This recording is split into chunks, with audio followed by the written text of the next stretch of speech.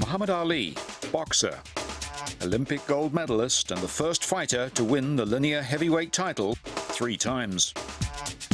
Muhammad Ali, star, a jive-talking showman who had reporters eating out of the palm of his hand. Muhammad Ali, humanitarian, who gave cause to his countrymen to reflect on their nation and place in the world. Muhammad Ali has always been more than a great boxer, more than a superb athlete. He took what he had and he made the world a better place. Well, Ali has sort of captured less our imagination, which he did 40 years ago in the Olympics at Rome, and 30 years ago when he came back for the greatest fight in the last almost half century. But because of a movie, because of books, as I've put out, because of the attention, and because maybe we need somebody.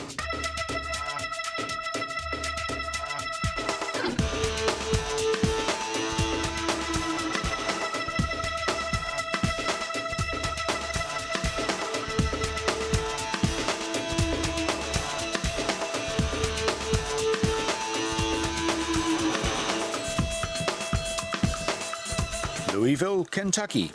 It's often said that it's either the northernmost southern city or the southernmost northern city in the United States. Muhammad Ali was born here in January 1942. Now he's one of Louisville's favorite sons, but he grew up in a city still racially segregated according to America's Jim Crow laws. His parents, Cassius and Odessa, named him Cassius Marcellus Clay Jr. The family lived in a clapboard house at 3302 Grand Avenue. It's still there, and so is Lawrence Montgomery, a neighbor of the Clays. He remembers that the young boy who lived next door was something special, even back then. I was working in the post office at night, and he would always have me to hold up my hand so he could spare into my hands. He'd always do that every morning. Then he would run to school. He would run beside the bus. He wouldn't get on the bus. He would always want to run. But he told me then that he would be the heavyweight champion one of these days. And sure enough, he was. The future heavyweight champion used to spar under this cedar tree and started boxing so that he'd be ready if ever he came across the thief who stole a treasured bicycle. He told the story to reporters in Rome after winning the Olympic light heavyweight gold medal. My bicycle was stolen, and my cousin was a boxer. He wasn't too successful, but he boxed. And he told me that he would train me if I ever catch the guy that, you know how kids think, if I ever caught the guy that stole my bicycle, well, I would know how to fight. You know, I could defend myself. Well, anyway, he took me to the gym, and he quit later, but I kept it up. Did you catch the guy who stole your bike? I never did. During his 6-year amateur career, he registered 100 wins and 5 losses. He competed in the famous Golden Gloves tournament, where the winners of regional competitions go on to fight at national level. His record includes 6 Kentucky Golden Gloves titles, 2 national Golden Gloves titles, and an Amateur Athletics Union national title. However, Olympic gold is the greatest prize for an amateur, and a medal at the Games often opens the way to a professional career.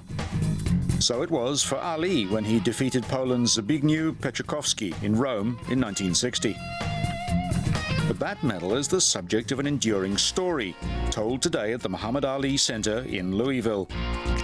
The city was a different place in 1960, and it's said that Ali was refused service at a segregated eatery when he returned home after winning Olympic gold for the United States. Hey you, what you doing in here? You know I can't serve you. Now leave. The disgusted Ali threw his gold medal into the Ohio River. A display at the Ali Center educates visitors about segregated life in Louisville in 1960. There are those who suggest that events didn't quite unfold in the way that Ali described in his autobiography, but he was presented with a replacement medal at the 1996 Atlanta Olympics, where he had the honored role of lighting the torch to officially start the Games. The 29th of October, 1960, Louisville. Cassius Clay versus Tony Hunsaker. It was the Olympic champion's first professional bout.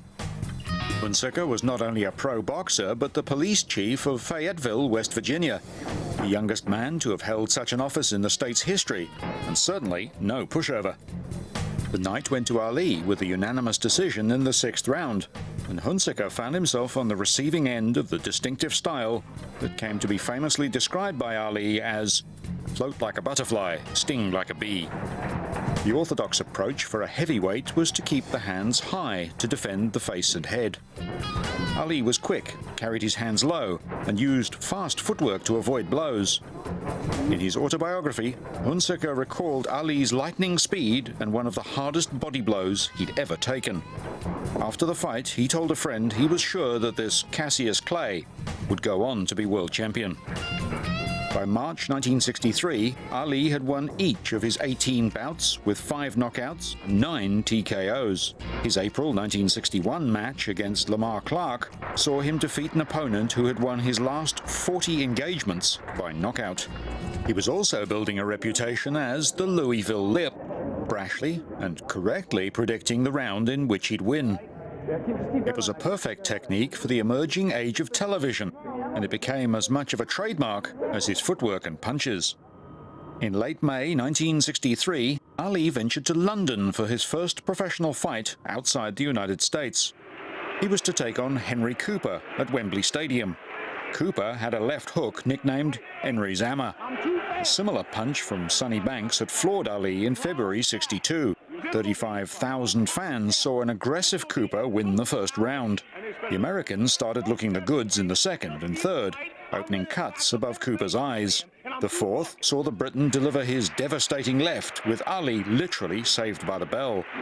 But fast, accurate punches from Ali in the fifth drew streams of blood from Cooper's cuts. A win by technical knockout for Ali, but something of a scare at a time when he was emerging as a title contender. Not even that big ugly bear, Sonny Liston. Is he your next fight? Well, after I annihilate this Henry Cooper, I want that bear. And what's going to happen to him? Bad. What's going to happen to him? He might be great, but he'll fall in 8th. Ali's first title fight was against Sonny Liston, a formidable champion with a long reach and notably large fists, who'd served time in prison for robbery. He'd won the WBA/WBC World Heavyweight Championship with a first-round knockout against Floyd Patterson in 1962. His bout with Ali was set for February the 25th, 1964, in Miami Beach.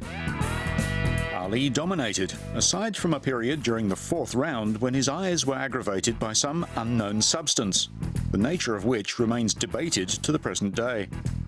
After the 6th round, Liston told his corner that he couldn't go on due to a shoulder injury.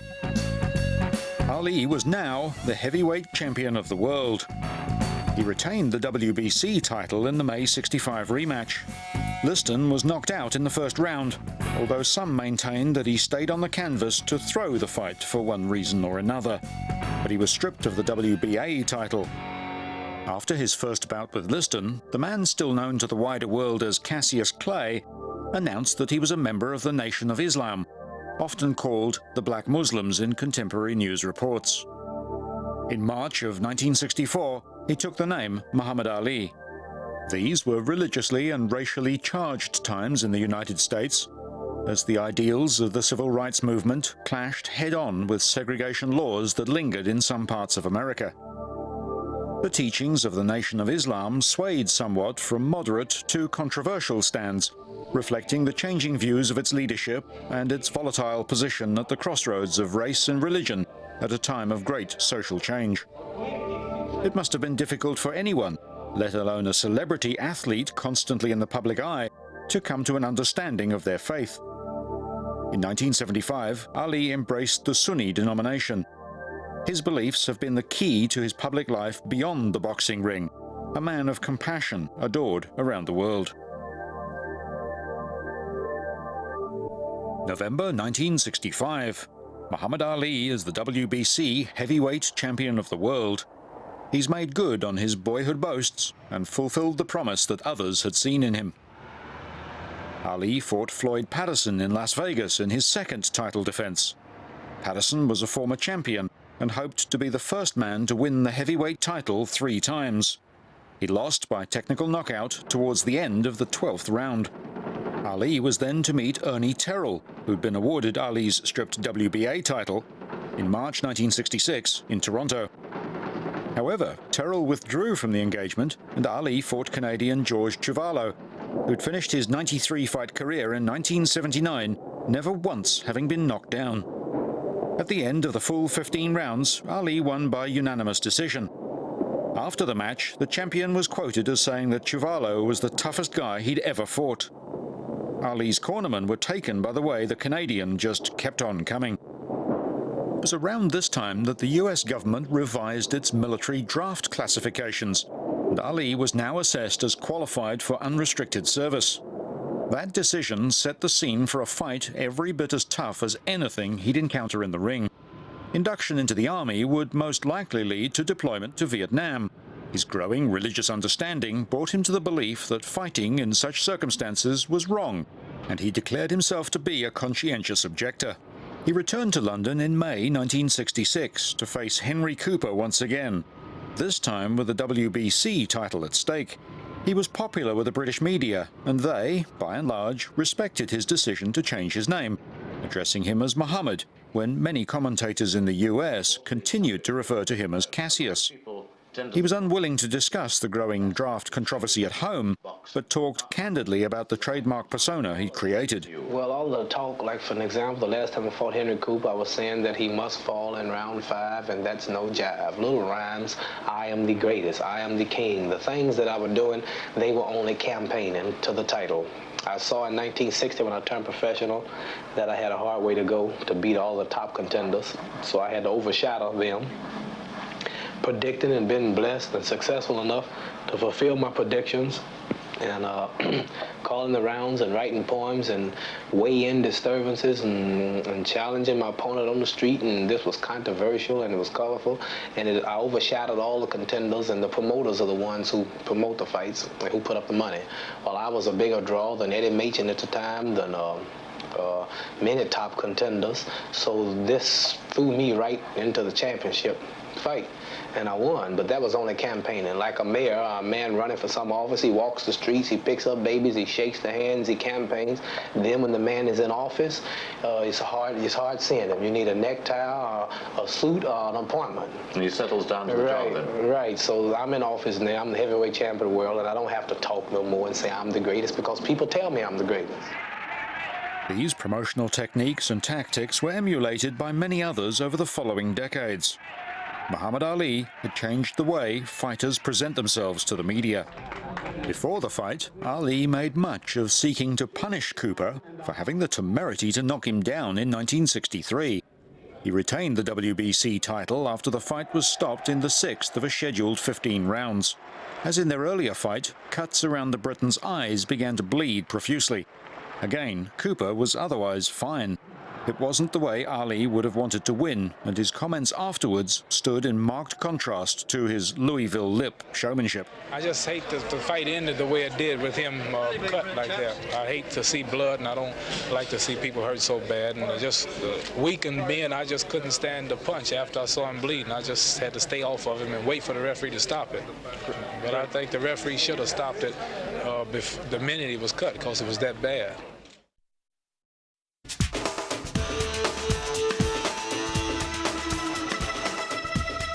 Muhammad Ali's next 2 title defenses saw him face Brian London in the United Kingdom and Karl Mildenberger in Germany. Perhaps spending time in Europe provided a welcome relief from the growing controversy over his conscientious objector status back in America. Continued exposure abroad, in the days before global TV sports channels, was helping to cement Ali's reputation as an international star. Brian London had a straightforward, workmanlike style and was taking his second shot at a world title. But Ali's finesse saw the champ win by knockout in the 3rd. A month later, Mildenberger foxed Ali for 11 rounds in Frankfurt, but lost by technical knockout in the 12th. Ali returned to the US in November 1966. Conscription for military service in Vietnam would ultimately divide the nation. Why should me and other so-called Negroes go 10,000 miles away from home here in America to drop bombs and bullets on other innocent brown people who's never bothered us. And I will say directly, no, I will not go. Ali had applied for conscientious objector status, provided for by the law, as one whose religious beliefs were incompatible with taking up arms. The US Justice Department advised against granting the application, arguing that the teachings of the Nation of Islam, the black Muslims, were first and foremost political and racial rather than religious. First of all, I say it's not black Muslim, it's Muslim. Islam religion has no color distinction. And as far as the Islamic religion here in America being recognized, I'm sure if it wasn't recognized, we wouldn't have 50 or 60 mosques throughout the United States. And also we have mosques set up in the major prisons throughout the United States, in the prisons. Shortly put, are the black Muslims taking you for a ride? I said not black Muslims, Muslims. I beg your pardon. Ali's objections to war were based on his religious beliefs, but the politics of civil rights and the conflict in Vietnam were hard to separate from the immorality of war in general. The white people have been taking us for a ride for the past 400 years in America. And the Muslims are straightening me up and teaching me the truth and saving my life so that I can see the hereafter. The Honorable Elijah Muhammad teaches us the religion of Islam, and I will die for it and give everything. But as far as taking me for a ride is concerned, I've been the one that was taking me for a ride and still taking my people for a ride is the white people. Tell me, champ, would you have been prepared to go into the army if it hadn't been for the Vietnam War? No, under no conditions do we take part in wars to take lives of other humans. At this time, perhaps paradoxically, Ali retained his WBC title and won the WBA title with 2 bouts that, more than any other, demonstrated his superb skill as a fighter and a ruthless killer instinct. He fought Cleveland Williams in Houston in November '66 and won in the 3rd round, knocking Williams down 4 times. Again in Houston in February 1967, Ali at last met Ernie Terrell. The challenger had constantly taunted Ali, deliberately referring to him as Cassius Clay. Throughout the fight, Ali shouted at Terrell, "What's my name, Uncle Tom?" He put Terrell through a brutal 15 rounds and appeared to deliberately avoid knocking Terrell out, to exact a maximum punishment. As he promised, Ali refused to step forward at his military induction in Houston on April 28, 1967. He faced court 2 months later, was found guilty of draft evasion, and began an appeals procedure that would last 5 years. He remained out of jail pending the outcome. Ali's successful defense of his titles against Zara Foley in New York City in March 1967 would be his last fight for the decade. He found himself stripped of his titles and unable to obtain a boxing license. In 1970, a state senator smoothed the way for Ali to be granted a license in Georgia. In October, he returned to the ring in Atlanta, defeating Jerry Quarry in 3 rounds in a non-title bout. The New York Boxing Commission was compelled to issue Ali with a license after a ruling by the state's Supreme Court. Ali fought Oscar Bonavena, winning with a TKO in the 15th. The stage was now set for a shot at the WBA/WBC title against Joe Frazier. Some people say, you better watch Joe Frazier, he's awful strong. I said, tell him to try band roll on. The bout generated huge interest, and the actual fight more than delivered on the promotional hype. Neither fighter had the upper hand until late in the 11th round, when Frazier delivered a devastating left hook. By round 15, Frazier had retained the title by unanimous decision. It was Ali's first professional loss. By April of 1971, Ali versus the United States had reached the Supreme Court in Washington, D.C. The justices found in favor of Ali, and his draft evasion conviction was overturned on June 28. Over 5 years, support for Ali had grown as support for the war in Vietnam evaporated. I don't remember anybody except maybe Nathan Hale, who stood up one man against an entire government. Hale was hanged. Ali was acquitted by the Supreme Court. The Supreme Court ruled that the Justice Department was wrong as a matter of law when it advised the State Appeals Board that Ali's beliefs were not religiously based or sincerely held. But Muhammad Ali had not only won in the Supreme Court, he'd won in the court of public opinion. principled stand he had taken in 1966 was a risky one for any man, all but inviting condemnation from powerful and patriotic social and commercial institutions. It was even more of a risk for an African-American Muslim. Even today, ripples can still be felt in some corners of American society. When you look at what occurred here post-Vietnam and the naming of Muhammad Ali Boulevard only passed by 1 vote. So there's always kind of been a love-hate relationship. There are people who embrace him. There are people who just endear him to their side of thinking. But at the same time, you know, there's a scenario where there's kind of a core group of folks that vilify him to this very day. It would be easy to say that Ali's fame as a boxer led to his successful appeal. However, the opposite is probably true.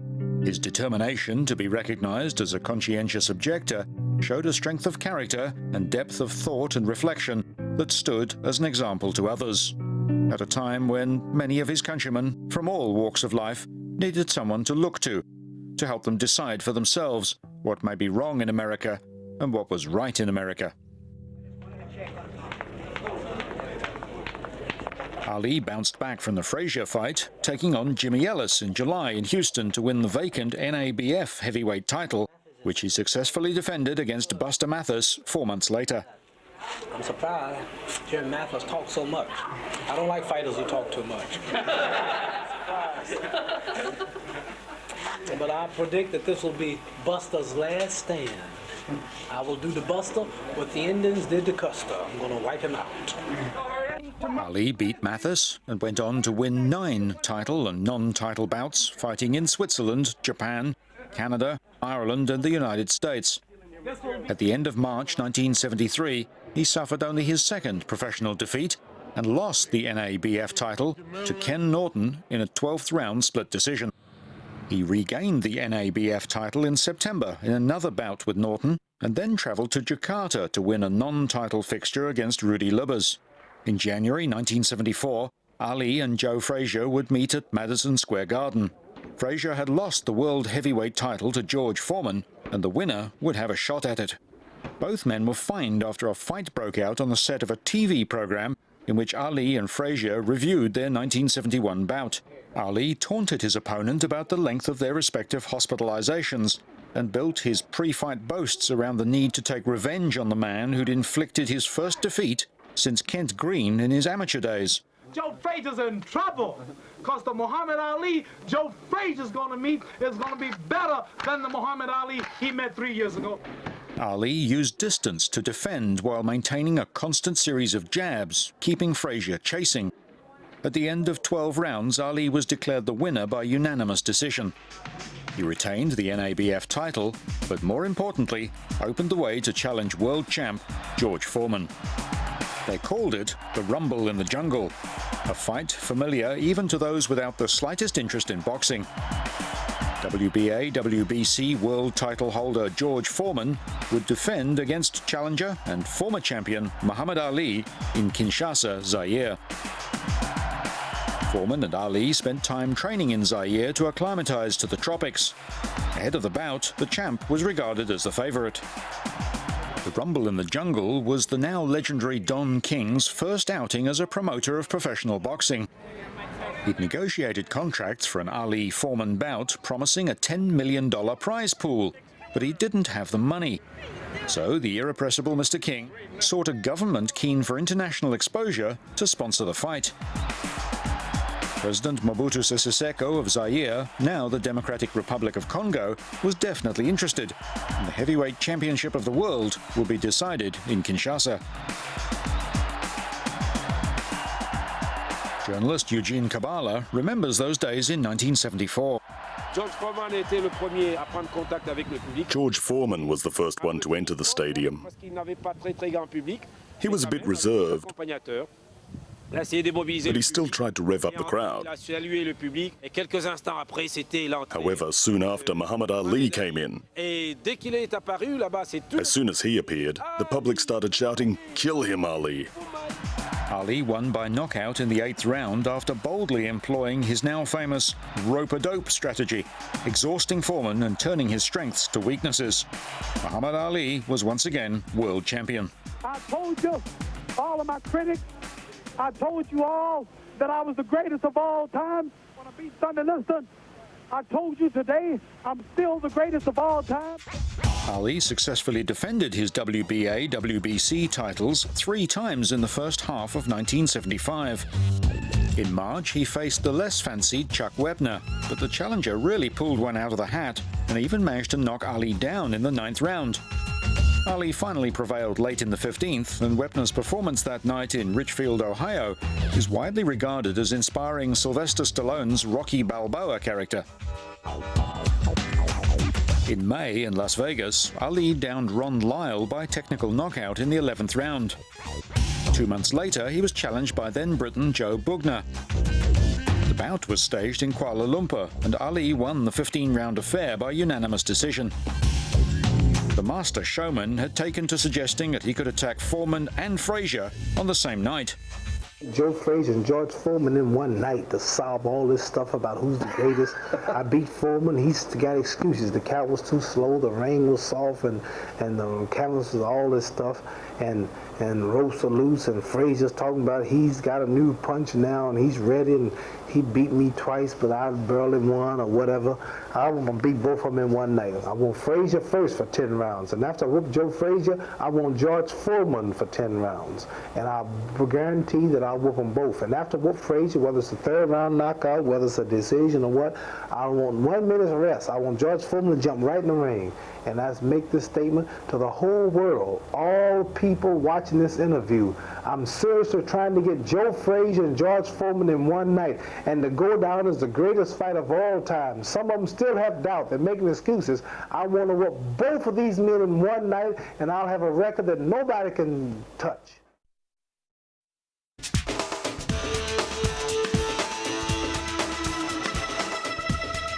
September 1975. Muhammad Ali is at his peak and preparing once again to fight arch-rival Joe Frazier. This 3rd clash was promoted by Don King using a similar formula to the highly successful Rumble in the Jungle. This time, the venue was Araneta Coliseum in Quezon City in the Philippines. The heavyweights would face off in The Thriller in Manila. It was an important fight for several reasons, many of which have become much clearer with the passing of time. There was huge anticipation for what was expected to be one of the greatest bouts on record. But even so, fans and the press were beginning to speculate on both fighters' plans for retirement. In many ways, it was also the end of an era for boxing. As the 1970s gave way to the 80s, professional boxing became a closed world of hardcore fans and pay-per-view screenings on cable and satellite TV, rather than a mainstream entertainment. And as the personable heavyweight stars retired, their place in the ring was often taken by boxers perhaps just as skilled, but whose lives had a harder edge and darker nature. There was also the suggestion that Ali's taunting of Frazier went beyond colourful showmanship and reflected a very real animosity between the two men. I'm going to do something to Joe Frazier that might be illegal. My lawyers told me to bring a bail bondsman to get me out of jail.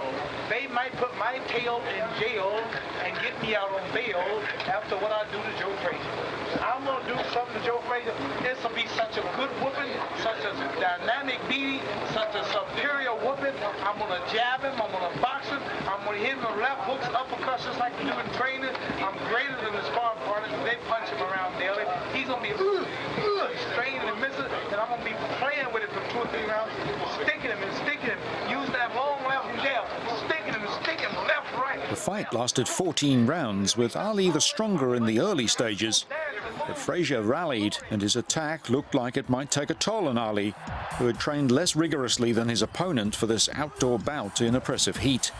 But by the 10th round, fatigue was getting the better of Frazier, and Ali was finding enough energy to turn the tide. His blows were swelling Frazier's eyes, leaving him open to yet more punches that he was increasingly unable to see coming. Frazier's trainer refused to let him continue early in the 14th round. Ali, the winner, collapsed on the canvas and had to be helped to his feet. He said that fight was the closest he'd ever come to dying. Ali successfully defended his WBA, WBC titles 6 times through the course of 1976-77 against journeyman fighters like Richard Dunn and Alfredo Evangelista. However, these bouts, as well as his third encounter with Ken Norton, were a study of a fighter in decline. For the first time, the media began to discuss when Ali should retire, rather than whether he would retire. On September 29, 1977, he met challenger Ernie Shavers at Madison Square Garden in New York City. Shavers was never to win the heavyweight championship, but he's come to be regarded as perhaps the hardest hitter in the history of the classification. Ali was almost knocked out in the second round. At the start of the 15th, he was suffering badly. But the last minutes saw a classic Ali display, and he'd done enough to win a points decision and retain the title. In February 1978, Ali finally lost his crown to Leon Spinks, a Montreal Olympic gold medalist fighting just his 8th professional bout. They met again in September, and Ali won back the WBA title, becoming the first three-time champion. Spinks had been stripped of the WBC title for his decision to fight Ali again rather than Ken Norton. Muhammad Ali was now firmly established as a cultural phenomenon that resonated far beyond the ropes of the boxing ring. The media and the public may have been interested in other fighters' views on boxing, but they sought Ali's thoughts on politics, faith, society, and life. It's hard to think of another athlete that so many have looked to in such a way. Muhammad, in the book you come over as a deep thinker, not simply a boxer. Is that how you'd like to be remembered? That's a good question. I am a deep thinker, but I don't think deep at various press conferences promoting fights. You have to think small in order to reach the average people. So I gave the people what they wanted. This is no jive. He shall fall in 5. He will fall in 5. If he don't fall, I'll leave the country. They buy tickets and line up for miles. Is he gonna fall in 5? See, man desires to understand that which he cannot understand. First, he wanted to know what was on the moon. He spent $10, $15 billion for 2 rocks. Now, he don't want to know what's on the moon no more. Now he want to know what's on Mars. Ali retired at the age of 37 in June 1979 after the Spinks rematch. He was tempted out of retirement in October 1980 to contest the WBC title against Larry Holmes in Las Vegas.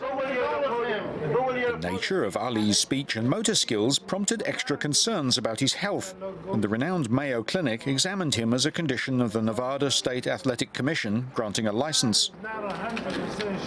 Ali was fit and at his fighting weight, but virtually motionless. Holmes thoroughly dominated until Ali retired in the 10th round, his only loss by anything other than a decision. Ali's last fight was a loss by unanimous decision after 10 rounds to Jamaica's Trevor Berbick. Muhammad Ali, 56 wins, 37 by knockout, 5 losses with only 1 retirement, in what's now regarded as the golden age of heavyweight boxing. Muhammad Ali's first wife was Sonji Roy. The couple met and married within the space of a month in 1964, but divorced in January 1966. In August 1967, he married Belinda Boyd. They had 4 children together, but Ali began a relationship with Veronica Portia in 1975. She was with him in Manila, where he would sometimes introduce her as his wife. By mid-1977, he was divorced from Belinda and married to Veronica. Veronica is the mother of Ali's daughters, Hannah and Layla.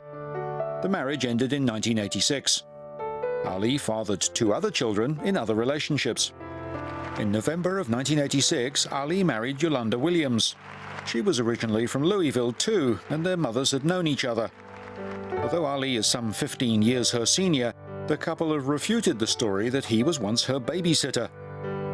She came into his life when his boxing career was over and symptoms of Parkinson's syndrome were becoming more and more evident. They have an adopted son. Layla Ali followed her father into the professional ring and has arguably become the best-known female boxer in the public's mind. She's also laid the foundations for a media career with assignments for several US television shows. And she has her own confident way of dealing with reporters, perhaps inspired a little by her father. I train very hard, stay focused, and just get ready for another victory. But perhaps her most widely seen fight, if it could be called that, was against her father, when contemporary shots of Layla were cleverly combined with archive film of Muhammad to create an innovative television commercial for sportswear manufacturer Adidas. Prior to the 1977 Ernie Shavers bout, sports journalist Jerry Eisenberg told Ali that he'd seen him in a recent television commercial and had trouble making out what he was saying at one point. Ali's Mayo Clinic assessment before the 1980 fight with Larry Holmes detected mild coordination difficulty in the muscles used when talking. Other agility tests at this time also indicated that something might not be quite right, but a conclusive diagnosis in such circumstances can be notoriously difficult. Ali went into hospital in August 1981 and July 82, complaining of some of the symptoms associated, though not exclusively so, with the onset of Parkinson's syndrome. By October 1983, his speech and movement had worsened and he developed a hand tremor. At this time, he failed special neurological tests designed specifically to indicate deficiencies in learning new tasks, thus suggesting the degenerative condition as the cause of the symptoms.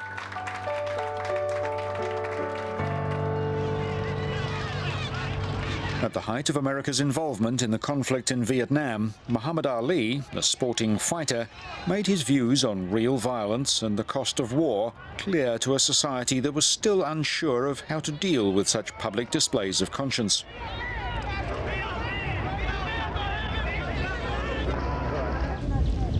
In 1994, the fate of some 1,800 Americans who were missing in action or presumed to have been captured during the Vietnam War remained unknown. Muhammad Ali traveled to Vietnam to help family members of those still unaccounted for establish new links and friendships with the Vietnamese people. Ali's second career, as a globally esteemed ambassador of peace, dignity and understanding, is as much a fulfillment of his boyhood dreams as were his world championships. From early on, it was clear that Ali's principles and character were understood and respected by people from different countries, different cultures, and different economic circumstances. It's almost as if everyone can identify with him in some way. He's obviously an inspiring figure for African Americans, for Muslims, and for the Third World. But he's also admired by the privileged and largely white business elite of the Western world, while powerful politicians feel humbled in his presence. Muhammad Ali occupies a unique position in the hearts and minds of people across the globe, and he's never stopped trying to make the world a better place. Ali continues to support a long list of worthy causes in the United States, but has had a particular interest in the developing world, where people's lives are often dictated by a lack of educational and financial resources. In 1996, he made his first humanitarian visit to Cuba as the official presenter of medical aid worth $500,000. The visit also gave Ali the opportunity to catch up with his friend Chifilo Stevenson, Cuba's three-time Olympic heavyweight gold medalist. Tiene un gran corazón, siente mucho. Por lo demás, piensa mucho. He has a big heart. He has great feelings for others. He thinks a lot of other people. Humanitaria. And that's what's important, his humanitarian and pacifist ideas. He returned to Cuba in 1998 on behalf of American humanitarian organization the Disarm Education Fund to deliver $1.2 million of medical aid. There are echoes here of Ali's stand on military service in the 1960s.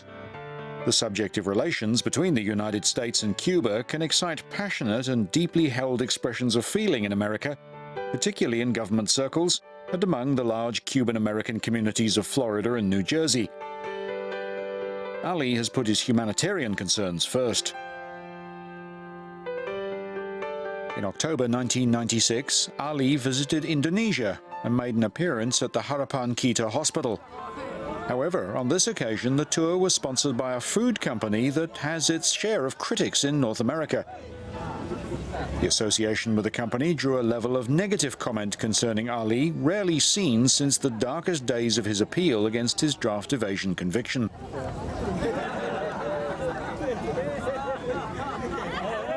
Perhaps the association has tarnished Ali, as some have suggested. But then again, it's likely that a retired pro boxer, used to a world where the commercial hype of hard-nosed promoters mixes with the true belief of fans, would understand how to achieve their own aims in such circumstances, as long as they wish to do so.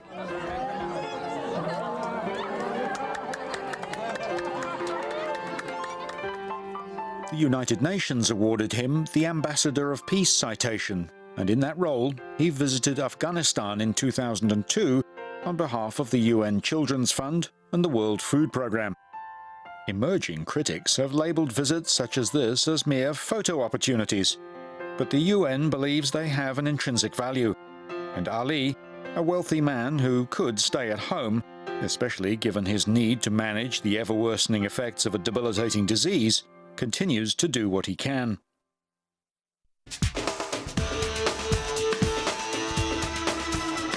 You'd expect Muhammad Ali to remain a respected figure in boxing circles, but uniquely, he's just as highly regarded by people far removed from the world of the ring. After all, bruising athletic competition isn't what springs to mind when you think of US singer Prince. My friend Londell McMillan called me a couple days ago and asked me, he said, Muhammad wants you to, and I said yes. I didn't even let him finish. He could have said, mow the lawn, and I'd have been down with it. Muhammad's my hero. He has been since I was a child.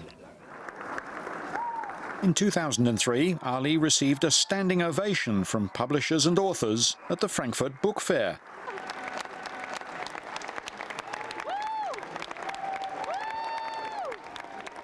Such an enthusiastic and genuine welcome from those perhaps more academically than athletically inclined says much about the esteem in which Ali is held.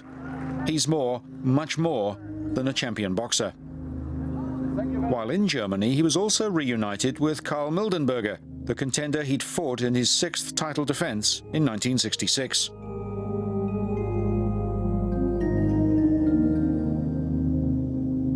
Muhammad Ali has dedicated his life since exiting the ring to highlighting what brings people together, not what sets them apart.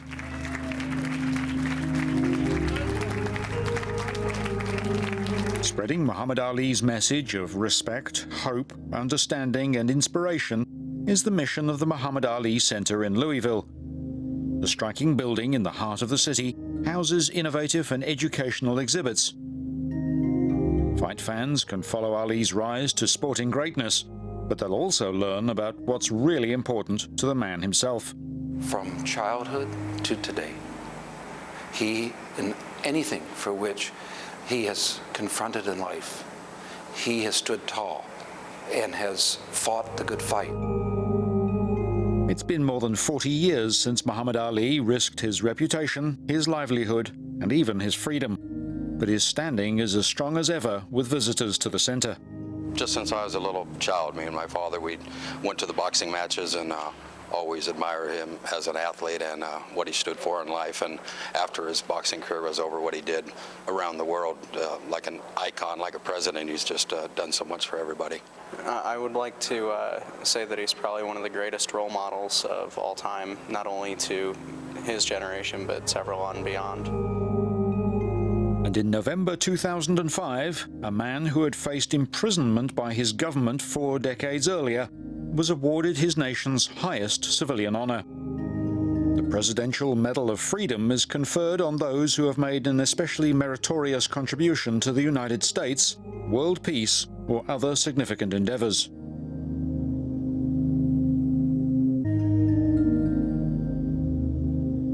It was perhaps a moment that marked out how a society can change within the frame of a lifetime.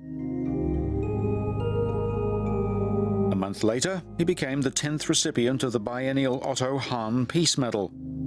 Awarded by the United Nations Association of Germany, it honors those who've given outstanding service to the promotion of peace and international understanding.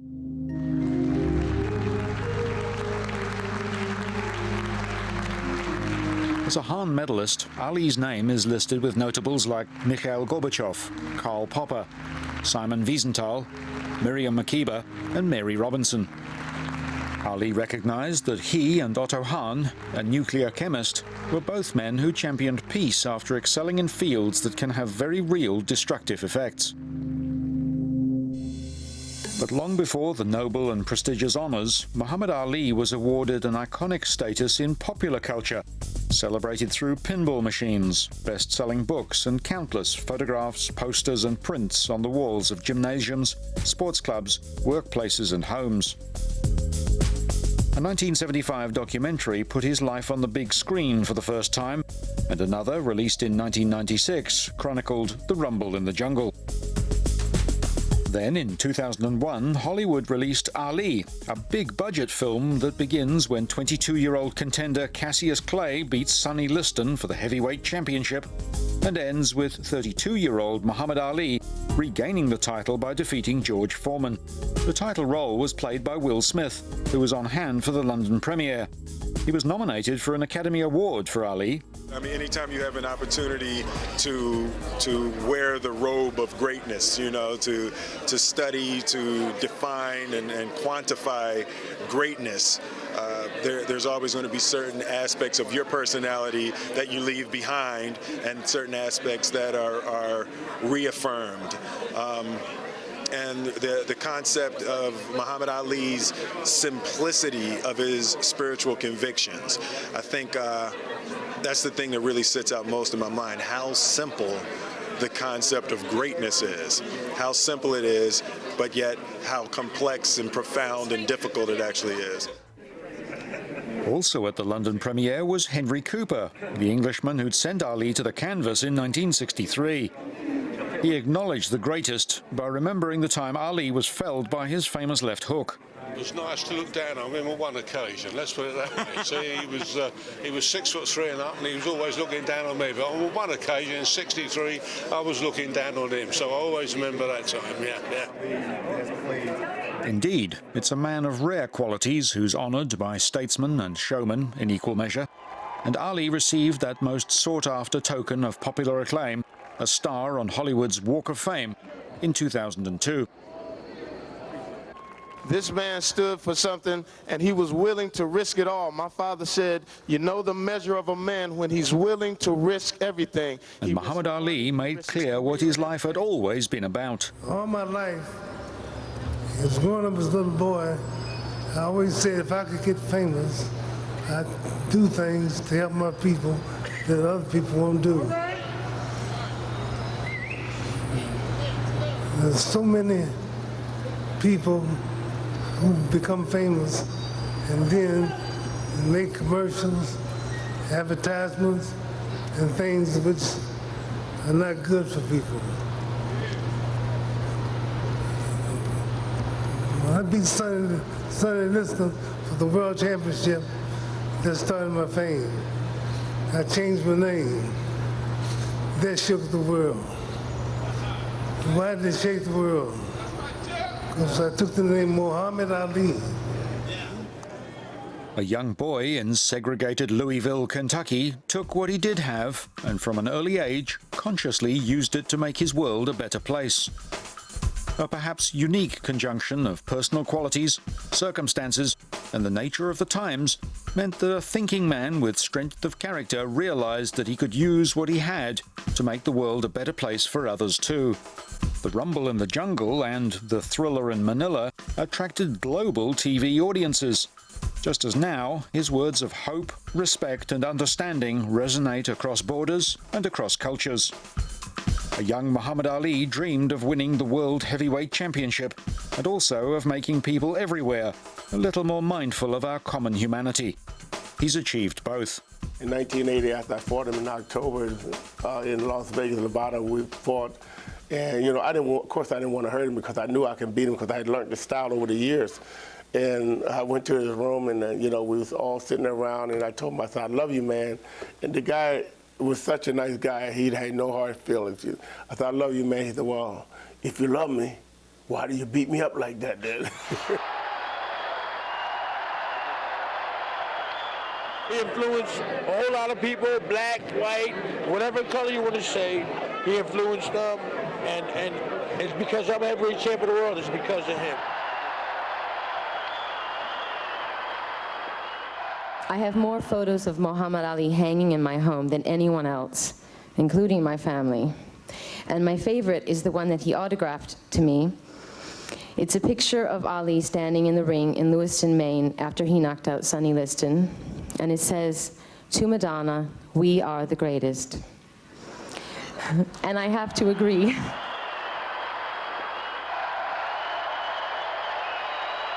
I remember it, 76, 77, Muhammad Ali took out a free day, came and visited us and talked to all the kids. Must be a couple of 1,800, 2,500 kids that's in this reformatory.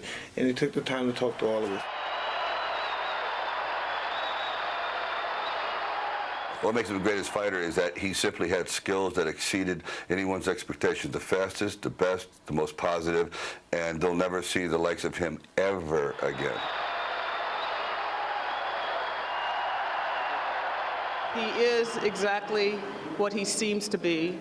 There are no pretenses here. He's a very loving man, very kind man, very generous person, but he's also very sure of who he is, very comfortable in his own skin, and always free to be Muhammad Ali. For whatever reason, Muhammad Ali today is this magic man, really. I mean, if God hadn't made him, I think somebody would have invented him. I am the greatest.